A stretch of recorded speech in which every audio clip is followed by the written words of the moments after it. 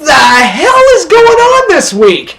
Between the Royal Rumble being a fucking disaster, the way they tried to make up for it on Raw the next night, and all these other news stories I'm reading, like Matt Hardy and his wife got arrested and apparently beat the shit out of each other in a hotel or something. I don't know what the fuck happened.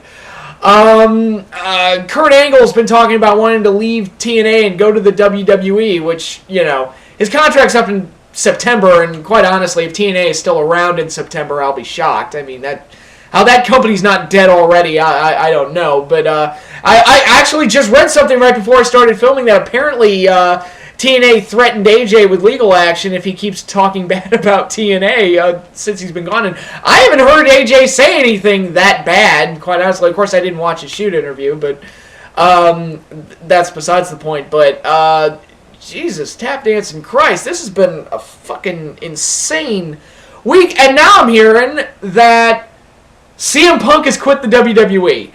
Oh, holy fuck. If you had told me 4 months ago that Punk would be gone from WWE right before WrestleMania, Dave Bautista would win the Royal Rumble, and AJ would be gone from TNA, I'd be like, nah, that's crazy talk. And oh my god, that's what's going on right now.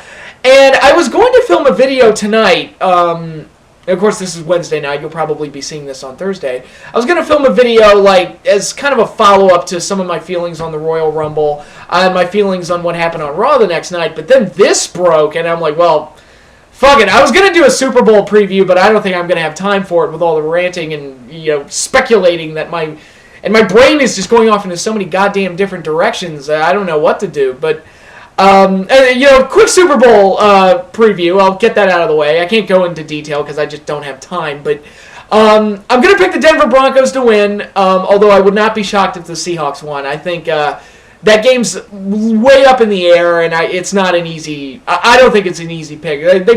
The media has kind of anointed Peyton Manning already, and they make it sound like it's going to be a lock for the Broncos, but I wouldn't be surprised if the Seahawks won.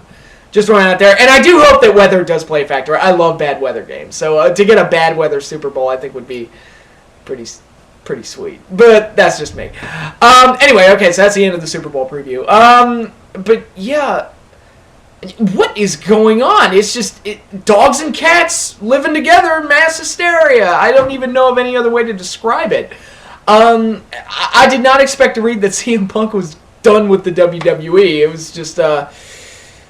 man, this is nuts. And we can only speculate at this point. Of course, it's been reported that he was unhappy with how the Royal Rumble turned out, which, join the club, nobody was happy with how that show ended up. But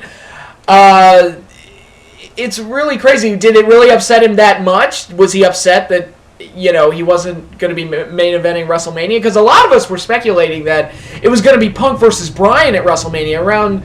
summertime of last year. A lot of us thought that looked like a likely WrestleMania WWE title match. And even when it looked like, okay, maybe that won't be the case, you'll get one of them in there. You want to win the Rumble and get the title shot against, well, of course, if they'd gone with my idea, it would have been a corporate heel champion, John Cena. I mean, I came up with a ton of ideas for a WrestleMania WWE title match, and all of them are better than Batista and Randy Orton. But, you know, whatever. And the fact that they've kind of like... I don't know if Punk was unhappy about facing Triple H. Because quite honestly, I thought one would get the title shot, Punk or Bryan, and the other one would get Triple H. And I thought that would have been just fine. But maybe he found out he was going to lose to Triple H. I don't know. And that pissed him off, which quite honestly, that would be bullshit. But I don't know. It's crazy. And maybe Punk's quitting will get Bryan into that match with Triple H and get him out of whatever... shitty match they had planned for him, because it's like, alright, if he's not in the title match, if he's not working with Triple H, then whatever he's doing is dog shit, because there's just like the rumored match with Sheamus, bullshit, eat a dick, and I don't want to see that match at all. If you're gonna have him team with Cena and Hogan to take out the Wyatts, fuck you, Bryan should be bigger than that. It should be a higher position on the card. Man, I can't even stay focused with this thing because I'm just so, you know, bleh, all over the place.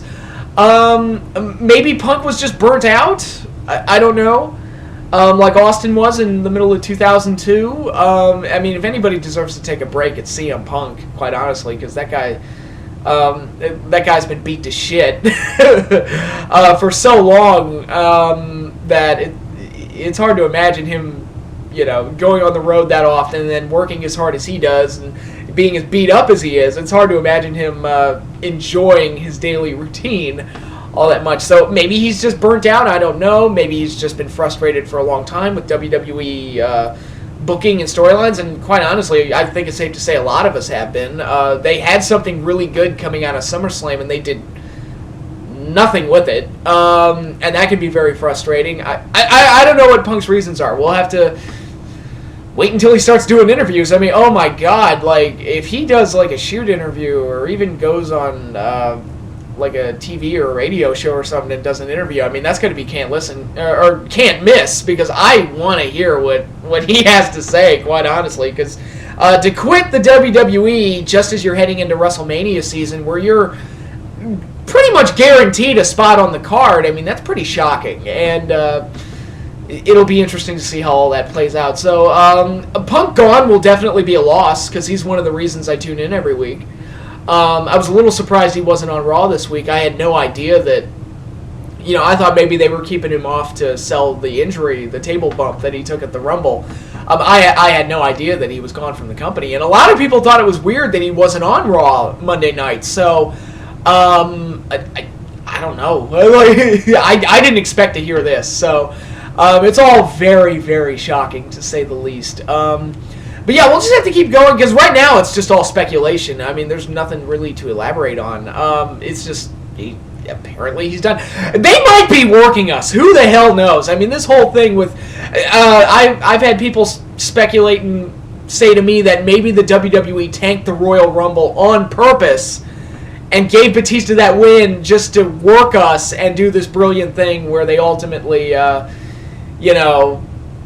put Daniel Bryan in that spot and give us a greater satisfaction out of it. I don't know. I doubt it. I doubt they would deliberately tank one of their biggest pay-per-views of the year just to swerve us and just to work us. But yeah, going back into the Rumble, because there were some things I wanted to elaborate on, especially after the follow-up from Raw, and some other things that happened at the Rumble that I don't think I quite touched up on in my video, but again, I'm very scatterbrained here. There was no set format here. Well, I did have a set format, but when I read the Punk thing, it's like, whoop, format goes right out the window. Dogs and cats living together in mass hysteria, all that shit. I mean, that quote, God bless Bill Murray and God bless Ghostbusters, because that quote just sums it up perfectly, what's going on right now. But, goddamn, at Royal Rumble, I did want to make this point, and I don't think I made it in the initial Rumble review video. I did not mind that Bray Wyatt went over Daniel Bryan. I do want to make that clear. That was not something that bothered me, and not something that got under my skin for two reasons. One, it was big for Bray, and the Wyatts it's a great, stable, great character in Bray. Great at promos, and he needed a big win like that to really solidify him and really get him on a run. I'm pissed off that that's being used just to ultimately feed him to Cena, but what are you going to do? I mean, if he beats Cena at WrestleMania, even better, but obviously it's Cena. I have my doubts. But I think the win was important for Bray, so I have no problem with him going over Bryan, because it was good for him. Also, it could have worked out great for Daniel Bryan, because Daniel Bryan's character, pretty much ever since the 18-second loss, and I guess you could argue even before that, when he, did the whole thing where he got released and then came back to fight against the Nexus at SummerSlam, which there's a huge part of me that believes that was a work, but, whatever. But Daniel Bryan's character has always been one that, especially in the last year or so, where you beat him down and he loses, and then he comes back even stronger. That's always been a key element to him, and a big part of his appeal is he's the living embodiment of you can't keep a good guy down. So I thought he lost this match. There was talks of a concussion and he was hurt and everything, and I thought that will make the Rumble win even better. If he, you knock him down, and when you think Daniel Bryan's down and out for good, he comes back even stronger and ultimately triumphs. And that's, again, that's always been key to Daniel Bryan's character and a huge part of his appeal. And I thought that's what they were going to do with the Rumble, especially since they didn't. There were so many spots not announced for the Rumble. I thought Daniel Bryan's got to be in this. Of course, when it got down to about 25 or 26, I was like, okay, they fucked us. But and the crowd let them know it. So the WWE really cheated themselves out of a great booking situation. I don't know if they just didn't recognize it, or again, are they that stubborn? Because Daniel Bryan, this is probably the only case in the WWE's entire history where a guy has gotten this over, and they just look at him and go, no. I mean, they just look at him and they just go, no, we're not going to make him the top guy, even though the fans are practically demanding it. Again, could all be a gigantic fucking work and they're just trolling us. I have no fucking clue what's going on right now. I have no idea about anything that's going on anymore because nothing makes any goddamn sense anymore. Or maybe it all makes sense. Who knows? Fuck. But yeah, I did want to make that point clear that I had absolutely no problem with Bray Wyatt going over Daniel Bryan, except for the fact that I feel like it's being used to set him up to ultimately lose to John Cena, which is total bullshit. But one thing I will say, good for the WWE, they are giving me the Shield Wyatt match. It's going to be happening at Elimination Chamber. I thought they did a fantastic job of setting it up on Raw with that ending, and I like... Thank you, God, a DQ finish was actually listed as a victory, because it kind of pisses me off how so often a DQ and a no contest are considered the same thing, and I think that's horseshit. A DQ win is a win, and it should count as such, and I thought that was a great way to set up Shield versus Wyatt's, ultimately, and I thought that was great. And yeah, to elaborate on that point, it pisses me off that they keep saying that, well, Orton hasn't been able to beat Kofi Kingston. I'm like, he beat him last week. Cena fucked up the match and attacked him, and that should have been a disqualification for Randy Orton. That's a win. Orton beat Kofi. Okay, get your details right. It just pisses me off. Of course, it's hard to it's hard to view it as a win for Orton because Kofi seems so happy that Cena fucked up his main event match. He was like, yeah, go get him, Cena. It's like, fuck you, he just fucked up his match. I kept saying at the Royal Rumble, wouldn't it be cool if Kofi came down to the ring and beat the shit out of Cena and screwed him out of his title match? It's like, yo, Cena, don't like it, you bitch. Because I'd be pissed off too if he did that to me, but whatever. More storyline things that don't make any sense. But anyway, I am happy that they're doing Shield and Wyatts. I would prefer it to be the Mania feud. The Wyatts are most likely going to go over the Shield. Again, that's fine, except that it's ultimately being used to set up Bray to lose to John Cena, which is horseshit. To me, I don't like that the Shield match is being used as a stepping stone to the Cena match. To me, it should be the other way around. The Shield Wyatts match should be the Mania feud. The bullshit that it's not. Okay, fine, whatever. It's happening at Elimination Chamber. What the fuck ever. I'll take it. It's like, I'll fucking take it. And, speaking of changing plans, after Raw, and especially after the Royal Rumble, if they're honestly going with Orton versus Batista for the WWE title, or even just keeping Batista in the main event as a babyface, have fun. I mean, fuck. I mean, do you really think that match is going to be any good? That crowd is going to shit all over this match. If that happens, if it's Orton and Batista with Batista as the face, or, I mean, if it's Orton Batista, period, but the fans are going to shit all over that match. It happened at the Royal Rumble. The fans just don't seem to give a shit about Batista, and at this point, they might as well just turn him heel and let Daniel Bryan be in the title match. I mean, what the fuck else are you going to do? I mean, if they're honestly dead set on doing Orton versus Batista as the WWE title match at WrestleMania 30, WWE, I fucking dare you to do that match. Because I'm telling you right now, it will be a disaster of epic proportions. It'll make Goldberg versus Lesnar look like kid games. Because that crowd, there's no way that hardcore crowd is going to accept that as a main event. There's no way. No fucking way. They have to change their plans. If they haven't already, I don't know. There's no way that this reaction that Batista's getting is going to let up. I don't think so, and they've got less than 70 days to fix it, but there's just no way. There's just no fucking way that match is going to work as a WrestleMania main event. So we'll see what happens. I don't know. It's going to be if it's just a wild shit show between now and WrestleMania, at least it'll be fun to watch. I don't know if that means WrestleMania will be fun to watch, but I'm intrigued just to keep following this, just to see what the fuck's going on. I mean, I don't know what's a work and what's a shoot anymore. It's just fucking, my head's just fucking exploding. Again, the CM Punk thing might be a work. The Daniel Bryan Royal Rumble thing might be entirely a work. Who the fuck knows anymore? It just seems wild and crazy. Or maybe the WWE is just this crazy right now. I don't know. It's there's so many question marks going on right now. But that's all I have. This rambling insanity. That's all I've got for today.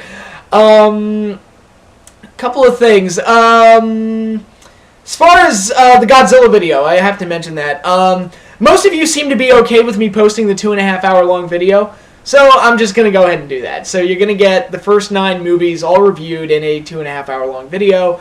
It's all done. It's all like set and ready to go. I actually just saved the final product right before starting filming this. So it's all good and it's all done. You'll be getting that the second weekend of February. I believe that's what I have it slated for. So hope you all enjoy that when you see it, and thank you for giving me your feedback. Some of you suggested that I should split it up and review each movie separately. That's not possible because my schedule doesn't allow it.